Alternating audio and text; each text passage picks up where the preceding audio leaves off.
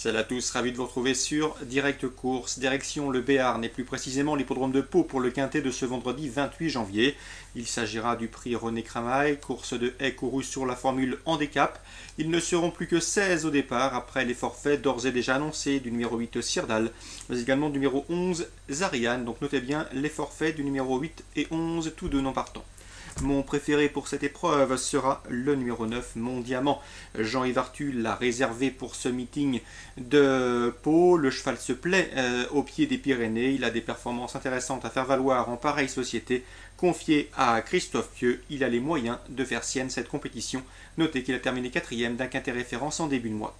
Je lui opposerai le numéro 6, Nouveau Roi. Il s'est montré irréprochable à pareille époque l'an dernier lors du précédent meeting palois. C'est un cheval qui a notamment terminé 5e, c'est ça, de cette course l'an dernier. Lui, il est aussi performant en haie comme en steeplechase. Sa chance est également prépondérante. Le numéro 10, c'est Deus Ex Machina, deuxième d'un quintet référence le 4 janvier, course dans laquelle il devançait notamment notre favori, le numéro 9, Mon Diamant. Une confirmation est attendue. On retiendra également le numéro 9, Vladou. Lui, il a terminé 7e de la course référence du 4 janvier.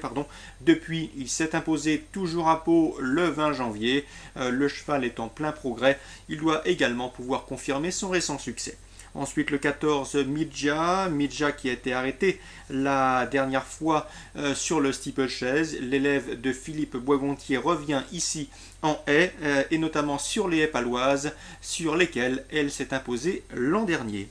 Ensuite, je retiendrai le numéro 5, Mercelino, lui aussi de retour en haie avec des prétentions. Le numéro 2, c'est Sauvernès, un cheval qui s'est permis le luxe de gagner en Allemagne, à Baden-Baden, mais également à Merano en Italie. Et c'est un bon baroudeur, et malgré son poids de 72 kg, il convient de s'en méfier. Il pourrait bien venir pimenter les rapports, tout comme le numéro 15, à savoir Richemont, deuxième atout de Jean-Yves Arthus. Le cheval est a priori loin d'être une doublure, il peut parfaitement se placer à belle cote. En résumé, pour ce quintet, je vous conseille le 9, Mon Diamant, le 6, Nouveau Roi, le 10, Deus Ex Machina, le numéro 3, Vladou, le 14, Midja, le 5, Mercelino, le 2, Sauvernès ou encore le numéro 15, Richemont.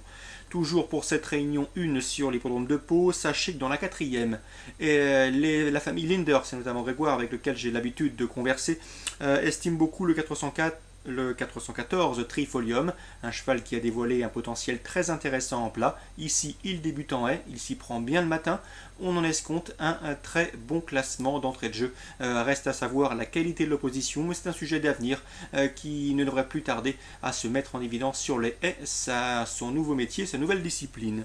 Dans cette épreuve, sachez qu'Emmanuel Clélieu estime également le 400, un numéro à vérifier, je ne l'ai pas noté, il s'agit de Tango Lido. Malheureusement, il était un petit peu contrarié par l'assèchement des terrains. Il ne veut pas prendre de risque, c'est un inédit d'avenir. Donc Tango Lido, un cheval à noter sur vos tablettes. Si le terrain est trop sec, il se peut que le cheval soit non partant. Ou en tout cas, on ne va pas prendre de risque avec lui, mais c'est un cheval à noter pour l'avenir. Donc voilà pour le 4e, 414 Trifolium, a priori un pari amusant. Emmanuel Clélieu qui présente également dans la 5e plusieurs de ses représentants, à commencer par le 501 Sacré Tiépi. Elle est tombée la dernière fois, c'est sa compagne de boxe qui s'est imposée. Sans cette chute, nul doute qu'elle aura à coup sûr terminé dans le trio gagnant car elle allait encore librement. Ici, Emmanuel Clélieu espère bien la voir obtenir une compensation. Donc notez bien son numéro, le 501 Sacré Tiépi.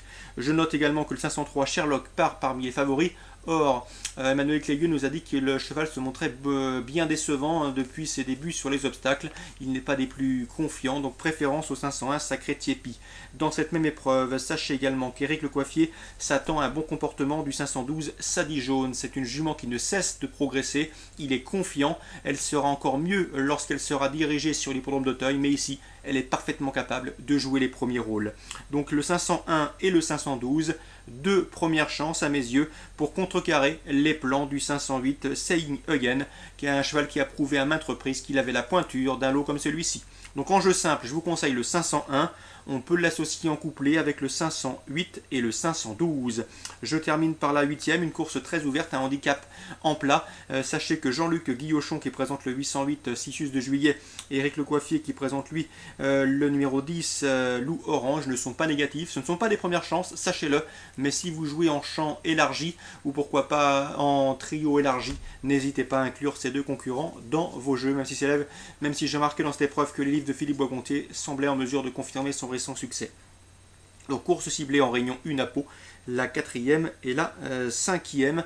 Voilà pour ce programme du vendredi 28 janvier. Comme d'hab, je vous souhaite de très bons jeux à tous. On se retrouve dès demain pour une nouvelle émission.